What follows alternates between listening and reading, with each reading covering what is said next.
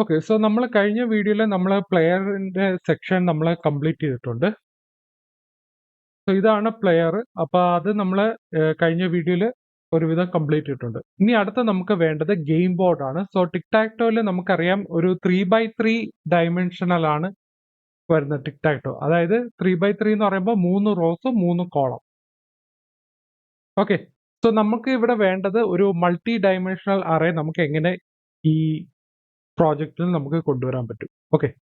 അപ്പൊ ഇതിനായിട്ട് ഞാൻ ഇവിടെ ഒരു ഓർഡർ ലിസ്റ്റ് കൊടുത്തിട്ടുണ്ട്. ഓർഡർ ലിസ്റ്റ് എന്ന് പറയുന്ന ID എന്ന് പറയുന്നത് ഗെയിം ബോർഡ് ആണ്. സോ ഗെയിം ബോർഡിന്റെ സ്റ്റൈലിംഗ് ഇവിടെ index.css-നകത്തുണ്ട്.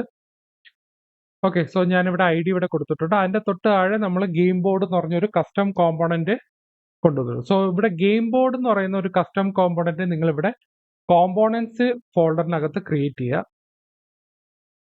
അതിനകത്ത് നമ്മൾ കസ്റ്റം കോമ്പോണന്റിനകത്ത് നമുക്ക് എപ്പോഴും ഫംഗ്ഷനും വേണം, അതുപോലെ തന്നെ റിട്ടേൺ ടൈപ്പും വേണം. ഓക്കെ. അപ്പൊ ഇതിനകത്ത് ഞാൻ എക്സ്പോർട്ട് ഡീഫോൾട്ട് ഫംഗ്ഷൻ ഗെയിം ബോർഡിനകത്ത് ഒരു റിട്ടേൺ ഉണ്ട്. സോ ഇതിന് തൊട്ട് മുന്നേ ഇവിടെ നമ്മൾ ഇനിഷ്യൽ GB അതായത് ഇനിഷ്യൽ ഗെയിം ബോർഡ് നമ്മളിവിടെ സെറ്റ് ചെയ്തിട്ടുണ്ട്, വേരിയബിളിനകത്തോട്ട് സെറ്റ് ചെയ്തിട്ടുണ്ട്. അതിന്റെ ഇനിഷ്യൽ വാല്യൂ എന്ന് പറയുന്നത് നള്ളാണ്. ആക്ച്വലി നമുക്കിവിടെ വേണ്ട വാല്യൂസ് എന്ന് പറഞ്ഞാൽ എക്സ്, അതുപോലെ തന്നെ O. ഓക്കെ. ഇങ്ങനത്തെ വാല്യൂ ആണ് നമ്മൾ ഇവിടെ എക്സ്പെക്ട് ചെയ്യുന്നത്. പക്ഷേ ഇനിഷ്യൽ വാല്യൂ നള്ളായിരിക്കും. അതായത് ഇവിടെ ഓരോ ബോക്സ് എന്ന് പറയുന്നത് നമ്മൾ ഓരോ ബോക്സിൽ ക്ലിക്ക് ചെയ്യുമ്പോൾ ആ ഏത് ബോക്സ് ആണോ ആ ബോക്സിന്റെ ഇൻഡെക്സ് നോക്കിയിട്ട് നമ്മൾ അവിടെ അപ്ഡേറ്റ് ചെയ്യും. ഓക്കെ. സോ ഇവിടെ എന്താ ചെയ്യുന്ന പറഞ്ഞാൽ ഇവിടെ റിട്ടേണിനകത്ത് ഒരു ഞാൻ ഫ്രാഗ്മെന്റ് ഇവിടെ യൂസ് ചെയ്തിട്ടുണ്ട്. അതിന്റെ അകത്ത് ഞാൻ ഇവിടെ ഇനിഷ്യൽ GB, ഓക്കെ, അതായത് ഈ വേരിയബിളിനെ ഞാൻ എന്ത് ചെയ്യും, ഞാൻ ഫോർ ലൂപ്പിനകത്തോട്ട് പാസ് ചെയ്യും. ഈ മാപ്പ് യൂസ് ചെയ്യുമ്പോൾ നമുക്ക് മാപ്പിനകത്ത് രണ്ട് പാരാമീറ്റർ ഉണ്ട്. ഒന്ന് വാല്യൂ, അതായത് എലമെന്റ്, ഓക്കെ, അറേക്കകത്തുള്ള ഓരോ എലമെന്റും. രണ്ടാമത്തെ പാരാമീറ്റർ എന്ന് പറയുന്നത് ഇൻഡെക്സ് ആണ്, അതായത് ഏത് ഇൻഡെക്സിലാണ്, അറേയുടെ ഇൻഡെക്സ് നോക്കിയാണ് ഇത് വരുന്നത്. സോ ഇവിടെ റോ എന്ന് പറയുന്നത് എലമെന്റ് ആണ്, റോ ഇൻഡെക്സ് എന്ന് പറയുന്നത് ഇൻഡെക്സ് നമ്പർ ആണ്. സോ ഇനിഷ്യൽ GBയുടെ ഓരോ എലമെന്റിന്റെ ടൈപ്പ് എന്ന് പറയുന്നത് അറേ ആണ്. സോ അവിടെ നമ്മൾ പിന്നെയും ആ അറേനെ ലൂപ്പ് ചെയ്യും. ഓക്കെ. ആ ഓരോ അറേ എന്ന് പറയുന്നത്, ഓരോ റോയിലെ അറേ എന്ന് പറയുന്നത് അതിന്റെ എലമെന്റ്സ് 3 എലമെന്റ്സ് വരും. ഓക്കെ.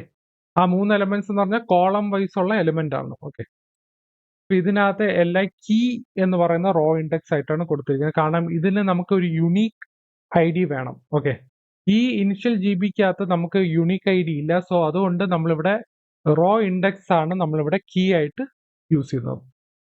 അതിന്റെ തൊട്ട് താഴെ നമ്മൾ ഓർഡർ ലിസ്റ്റിനെ പിന്നെയും നമ്മൾ ഈ റോയിന്റെ ടൈപ്പ് അറേ ആണ്. സോ നമ്മൾ റോയിനെ പിന്നെയും ലൂപ്പ് ചെയ്യും. ഓക്കെ.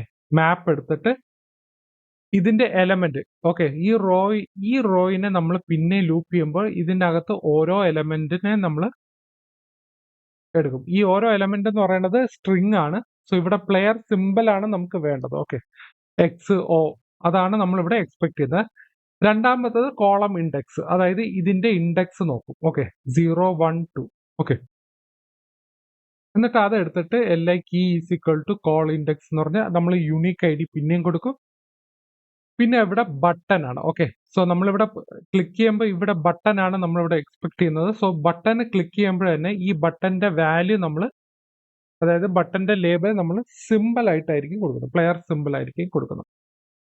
ഓക്കെ. സോ ഇതാണ് മൾട്ടി ഡയമെൻഷണൽ അറേ നമുക്ക് എങ്ങനെ റിയാക്ടിനകത്തോട്ട് സെറ്റ് ചെയ്യാവുന്നതാണ്.